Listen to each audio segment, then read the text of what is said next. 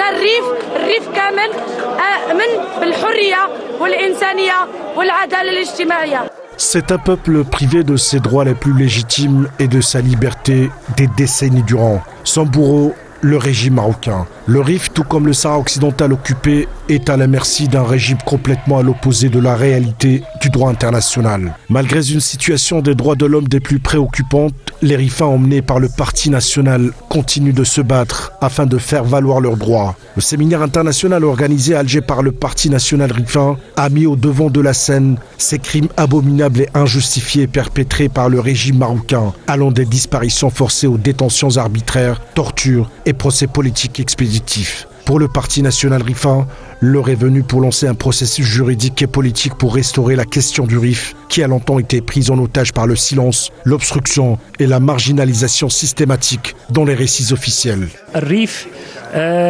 كان دولة، الريف كان مستقل، الريف كان ذات سيادة، الريف كان له رئيس وحكومة. Le Rif était un État, le Rif était indépendant, le Rif était souverain, le Rif avait un président et un gouvernement. Ce que nous cherchons à présent, c'est de reconquérir notre souveraineté et indépendance et reprendre notre légitimité. Tous les moyens sont bons pour accéder à l'indépendance. Nous allons faire connaître la question du Rif aux organisations internationales et aux Nations Unies.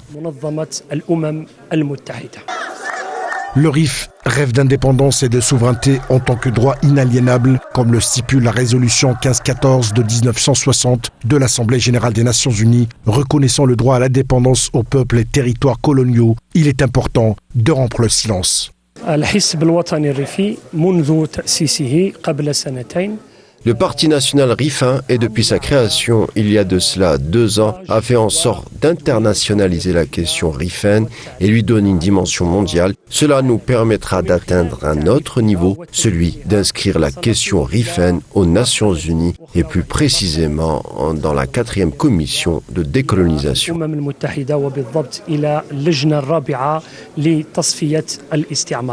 Au cours de ce séminaire, il y a eu ce témoignage poignant et émouvant de Ali Arras, ancien détenu rifin dans les prisons marocaines.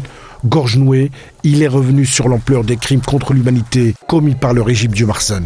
Il ne s'agissait plus d'une affaire judiciaire, il s'agissait d'une affaire entre 3 États. Une affaire diplomatique, une affaire politique, une affaire extravagante. Après les tortures, bien sûr, il fallait faire monter tout un dossier. Ils m'ont inculpé des armes, ils m'ont inculpé des mouvements djihadistes, etc. Et donc accusé dans le procès verbal, de toutes ces accusations fondées sur le vide. Corriger la mémoire collective, établir les faits occultés et surtout mobiliser le soutien international permettra l'avènement une nouvelle fois de la République du Rif ainsi que la réhabilitation de tous les Rifins dans leurs droits fondamentaux longtemps niés et leur accorder le libre arbitre pour exercer l'autodétermination.